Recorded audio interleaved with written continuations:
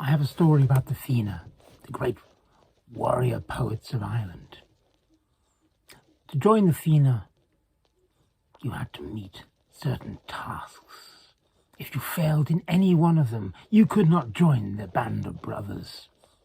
You had to recite a poem balanced on the end of a sword. You had to run through the forest with your hair braided in a particular way, and if any braid moved at all, you could not join the band. And if you broke the merest stick as you sprinted through the forest, you could not join them. You had to go underneath a pole at your knees' height and jump above your head. You had to know poetry and recite it at the drop of a hat. You were a well-rounded man, and many tried to join the Fina, and many failed. The Fina were led by Finn McCool and his son Oisin, who was part of the band, and Oisin was said to be a great musician and a great poet. Now one day the Fina were relaxing after all their battles on a shore, on a beach, looking out to the west of Ireland. Suddenly one of the men looked up and said, "What's that, sir?"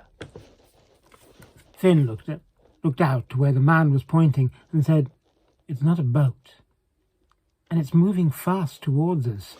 As they all looked, they realized it was a horse, a beautiful white stallion, rearing and barking and moving at great speed. But it was not the horse that caught most of the men's attention, because sitting on the horse was a beautiful lady, dressed all in white, with dazzling red hair. She rode up on the stallion onto the beach amongst them, shouting, "I look for Oisin!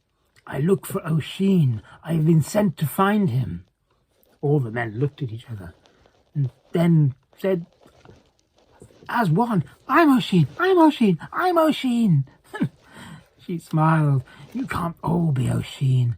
And just then she saw at the back of the crowd a man pick up a harp and slowly start to play, and slowly start to sing.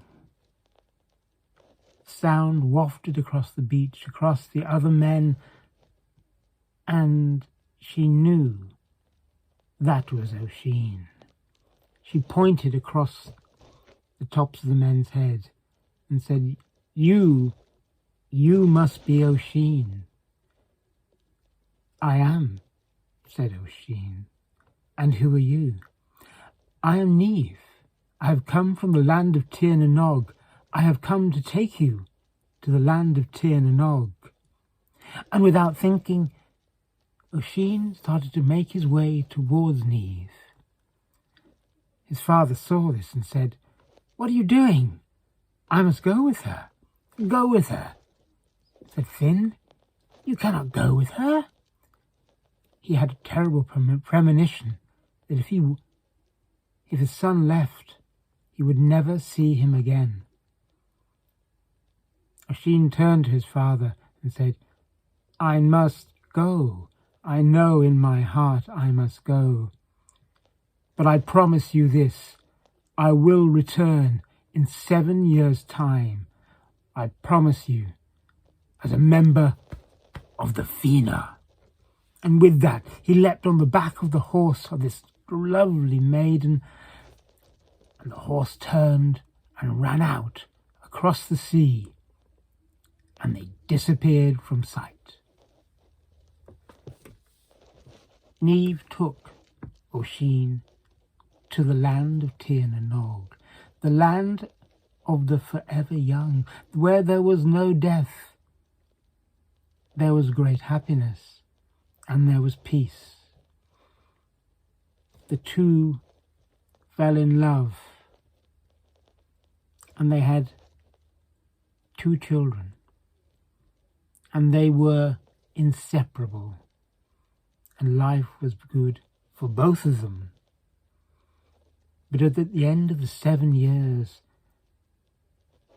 that Oisin had been away, his heart knew that he would have to go back to see his father and the Fina. I must return. Why go? Why go, said Niamh. You have everything here. You have 2 beautiful children. You have a land where no one dies. We love each other so much.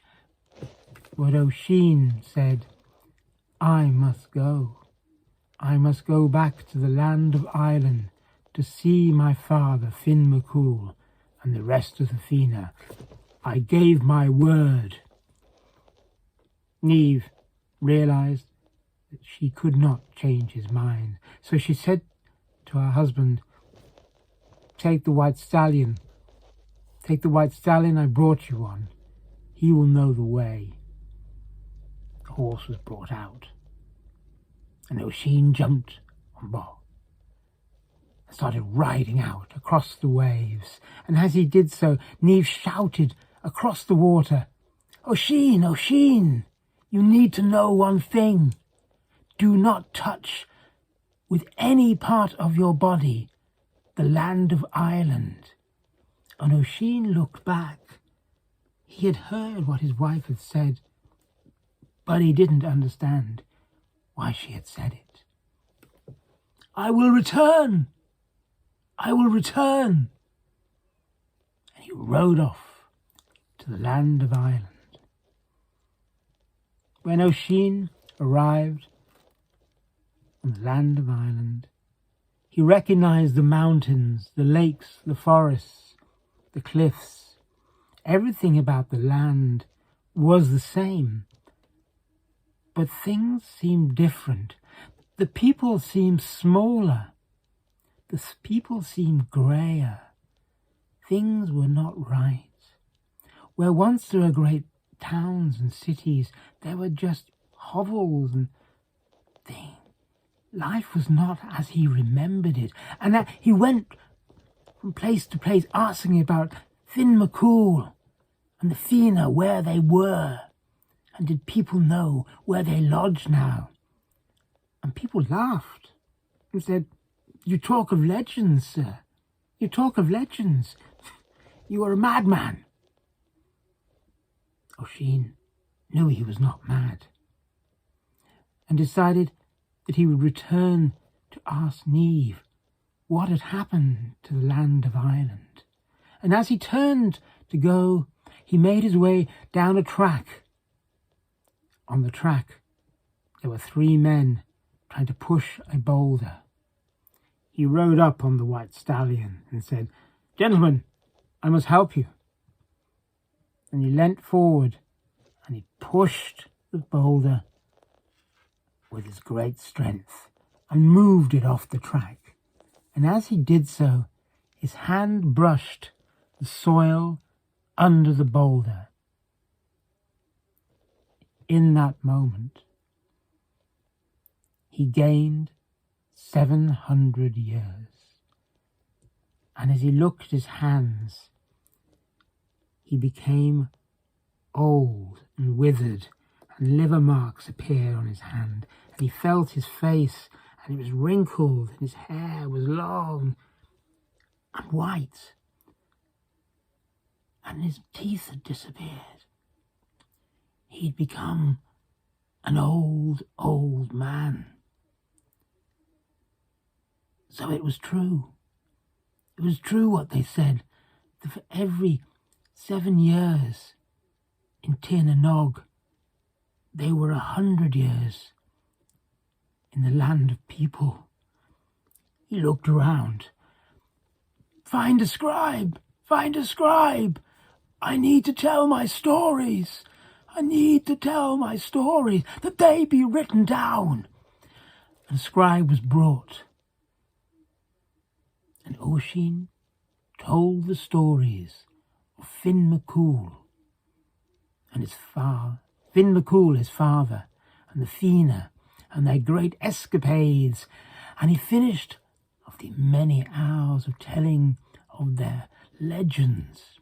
He finished with telling of his love for Niamh, and that how he wished he had been able to get back to see her.